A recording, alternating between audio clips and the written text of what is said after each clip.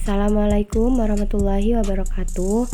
Kami dari kelompok 2 akan mempraktekkan tentang alternatif penyelesaian sengketa yang bertemakan tentang hutang piutang yang beranggotakan sebagai berikut: Ismah Murtasyani sebagai kreditur, Leksi Indra Aulia sebagai suami kreditur, Evi Mardiatun Nisa sebagai debitur, Afif Hisan sebagai suami debitur, Siti Nur Aisyah sebagai notaris, Yuni Andrianingsih sebagai konsultan, Alfa Alfinas Ardiana sebagai negosiator 1, Humairatul Hasanah sebagai negosiator 2, Ulfa Ashari sebagai penilaian ahli, Nurhasanah Valentina sebagai mediator dan narator. Pada suatu hari, ada dua orang bersahabat, yaitu Mbak Evi dengan Mbak Isma. Mereka berdua sudah sama-sama memiliki keluarga. Di suatu hari, Mbak Evi membutuhkan uang untuk membeli mobil dan meminjam uang kepada Mbak Isma. Mbak Evi menghubungi Mbak Isma untuk membicarakan tentang peminjaman uang, dan Mbak Isma menyetujuinya dengan membuat perjanjian kepada notaris karena jumlah uang yang dipinjam nominalnya sebesar 100 juta.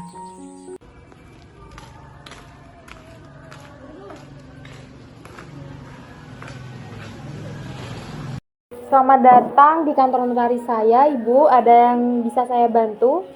Iya Bu, bisa Bu. Ini Bu, ini teman saya Mbak Evi meminjam uang. Saya akan membuat perjanjian Ibu. Perjanjian apa ya, Bu? Hutang piutang Ibu. Ini teman saya, nominalnya cukup besar Ibu.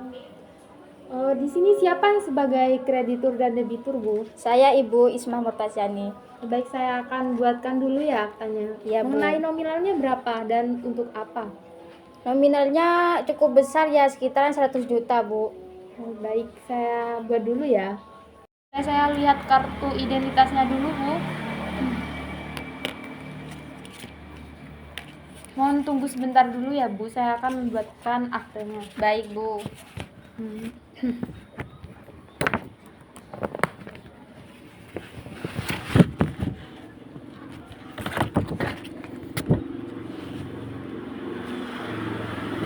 Silahkan tanda tangan di sebelah sini, Bu.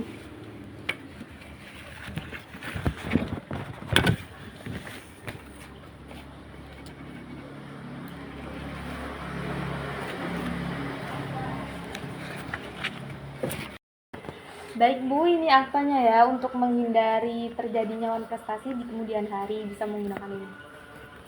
Ini kartu identitasnya. Baik ya Bu.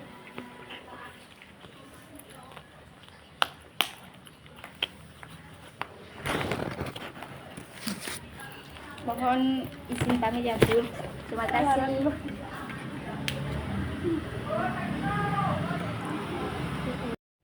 Setelah 1 tahun kemudian, Mbak Evi tidak membayar angsuran hutang-hutangnya. Gimana ya Lex, Mbak Evi itu punya hutang sedangkan kita ini butuh. Aku juga gak tahu. Gimana kalau kamu konsultasi ke temanmu aja? Ya udah, saya mau konsultasi ke teman saja. Dan Mbak Isma mencoba berkonsultasi kepada temannya. Gini Mbak Yun, saya punya teman, dia tuh punya hutang ke saya. Gimana aku minta pendapat kepada Mbak Yuni? Oh, emang sudah berapa kali nunggaknya itu angsurannya? 2 kali angsuran, udah lebih 1 tahun. Oh, sampean sudah coba menghubungi langsung atau bisa ditelepon? Sudah Mbak, sudah saya tanyakan baik-baik kepada Mbak Evi. Oh, berarti dihubungi itu gak ada respon ya? Gak ada. Oh, kalau dari saya sih kan saya tidak punya keilmuan tentang kasus tersebut. Sampean bisa ke pendapat ahli mungkin, karena lebih tahu. Oh iya, terima kasih ya Mbak. Iya. A few moments later.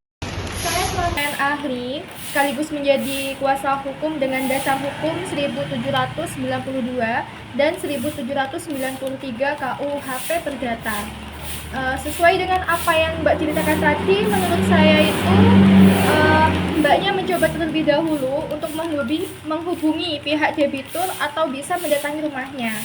Nah, semisal nih orangnya ada, Mbaknya bisa meminta jaminan atas utangnya, Mbak. Tapi gini Mbak, sedangkan Mbak Evi itu susah dihubungi, di telepon, datang rumah itu gak ada Mbak. Oh, alah. Berarti kalau seperti itu, jika tidak ada titik terang dalam penilaian ahli ini, Mbaknya bisa mencoba melakukan negosiasi dengan pihak debitur. Seperti itu, Mbak. Oh, baik Mbak, terima kasih Mbak. Saya akan menegosiasi untuk Mbak Evi. Setelah melakukan penilaian ahli, Mbak Isma dan Mbak Evi sepakat untuk melakukan negosiasi dengan menghadirkan negosiator masing-masing. Assalamualaikum warahmatullahi wabarakatuh. Waalaikumsalam warahmatullahi wabarakatuh. Izinkan saya di sini untuk memperkenalkan diri. Nama saya Alfa Alfinas Ardiana SHMH. Saya di sini sebagai negosiator dari pihak pertama atau pihaknya Mbak Isma. Dan saya Humairatul Hasanah di sini sebagai negosiator dari pihak kedua, yaitu dari pihak Mbak Evi. Baik, sebelum proses negosiasi ini dimulai, izinkan saya di sini untuk membacakan beberapa tahapan dalam negosiasi. Tahapan yang pertama itu adalah tahapan aturan, tahapan yang kedua penyampaian tuntutan atau penawaran.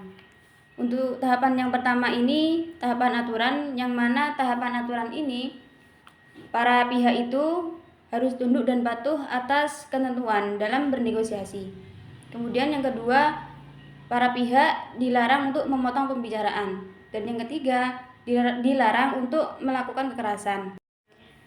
Baik, untuk selanjutnya yaitu tahapan penyampaian tuntutan atau penawaran. Bagi kedua belah pihak dipersilakan untuk menyampaikan tuntutannya.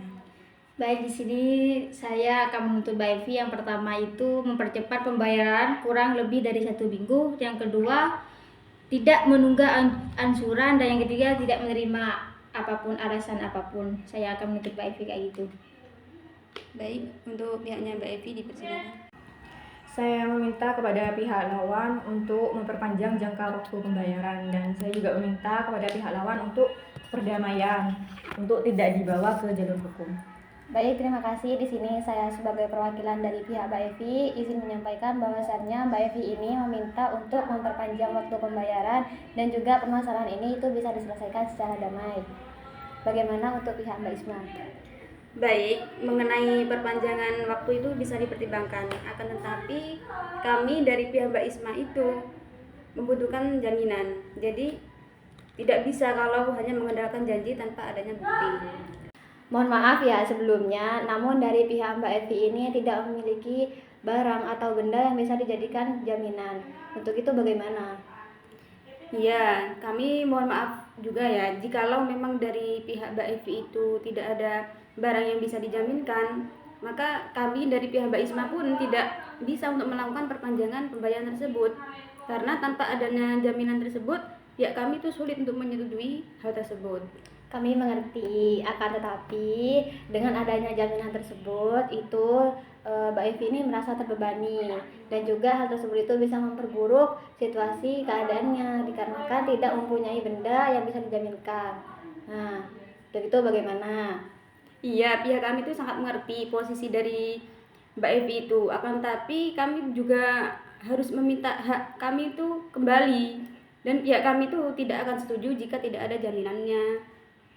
Tapi ya, jika kami tidak mendapatkan persetujuan mengenai jaminan tersebut, maka perpanjangan untuk pembayaran hutang tersebut itu mungkin tidak cukup membantu dari pihak kami. Kami sangat paham dengan perasaan dari pihaknya Mbak Evi ya. Tetapi kami itu juga tidak mau mengambil resiko dengan pembayaran hutang yang nantinya akan menunggak atau terlambat lagi untuk membayarnya. Jadi pihak kami itu mungkin bisa saja ya mempertimbangkannya itu dibawa ke jalur hukum. Ya, mohon maaf ya, mengenai ranah hukum mungkin itu tidak akan membantu karena kami di sini itu hanya ingin menyelesaikan masalah dan mendapatkan solusinya. Akan tetapi jika dari pihak Mbak Isma ini tidak ada rasa empati, ya mohon maaf. Gitu. Iya, kami paham atas keinginannya pihak Mbak Evi untuk bekerja sama. Tetapi tanpa adanya jaminan yang cukup jelas, maka pihak kami itu tidak bisa melanjutkan perpanjangan waktu pembayaran karena pihak Mbak Isma ini harus meminta haknya kembali. Jadi jika tidak ada jalan tengah, apakah berarti kita itu tidak bisa mendapatkan kesepakatan di sini? Sepertinya memang begitu. Pihak kami pun sudah mendengarkan penawaran dan usulan dari pihaknya Mbak Evi. Jadi tanpa ada jaminan yang tadi, maka kami tidak bisa melanjutkan proses negosiasi ini. Ya, sangat disayangkan sekali ya. Kami berharap bisa menemukan solusi, dan jika tidak ada kesepakatan di dalam proses ini, maka kami akan mempertimbangkan untuk langkah yang selanjutnya. Baik, kami nantinya juga akan melakukan hal yang sama, namun jika nanti ada perubahan pikiran, kami terbuka untuk diskusi lebih lanjut lagi. Jadi mohon maaf karena negosiasi ini tidak menghasilkan suatu kesepakatan bersama, maka para pihak di sini bisa menyelesaikan permasalahannya ke alternatif penyelesaian yang lain, atau juga bisa diselesaikan secara internal. Cukup sekian dari saya. Terima kasih atas waktu dan perhatiannya. Apabila ada salah kata, saya mohon maaf yang sebesar-besarnya. Semoga para pihak di sini yang bersengketa dapat menemukan jalur keluar atau solusi dari permasalahannya. Terima kasih. Wassalamualaikum warahmatullahi wabarakatuh. Waalaikumsalam warahmatullahi wabarakatuh. Ihsan, gimana? Kemarin kita udah melakukan negosiasi. Nah, ternyata hasilnya itu tidak saling menyepakati. Nah, dari pihak lawan dia meminta jaminan. Gimana ya, Ihsan? Gimana kalau ini pakai jaminan? Mobil ini? Iya. Oh, iya wes. Nanti kita melakukan mediasi aja. Kita ini buat jaminan ya? Iya. Ya wes. Assalamualaikum warahmatullahi wabarakatuh. Waalaikumsalam warahmatullahi wabarakatuh. Selamat siang, perkenalkan nama saya Nur Hasanah Valentina SHMH sebagai mediator yang ditunjuk dan disepakati oleh kedua belah pihak dalam proses mediasi hari ini. Untuk selanjutnya saya persilahkan untuk para pihak memperkenalkan. Perkenalkan, nama saya Isma Murtasyani sebagai kreditur. Perkenalkan, nama saya Evi Mardiatunisa sebagai debitur. Baik, di sini peran saya hanyalah sebagai mediator yang bersifat menengahi dan membantu para pihak dengan cara tidak memutus atau memaksakan penilaian saya atas masalah-masalah selama proses mediasi berlangsung. Selama proses mediasi berlangsung, saya harap saudara bisa mematikan ponsel atau alat apapun yang sekiranya mengganggu proses mediasi ini. Selanjutnya, saya persilakan untuk pihak pertama untuk menjelaskan inti dari permasalahan ini. Jadi gini Mbak Evi ini punya hutang ke saya 100 juta lebih. Sedangkan Mbak Evi ini nggak bisa untuk membayarnya. Baik, selanjutnya bagaimana penjelasan dari pihak kedua? Saya persilakan. Jadi gini Mbak, bukannya saya tidak mau membayar, bukannya saya tidak mau mengangsur, tapi kemarin suami saya itu kena PHK, jadi terhambat dalam keuangan, jadi tidak bisa mengangsur kepada Mbak Isma. Tapi Mbak Evi ini sudah menunggang 2 angsuran. Tapi ada perjanjiannya juga Mbak. Ya, kemarin kan udah melakukan negosiasi APS lainnya.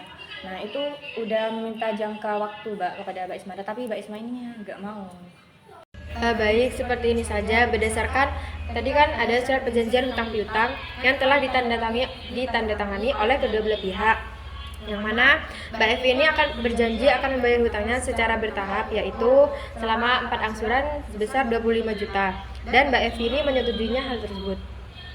Iya Mbak, saya udah meminta jangka waktu kepada Mbak Isma.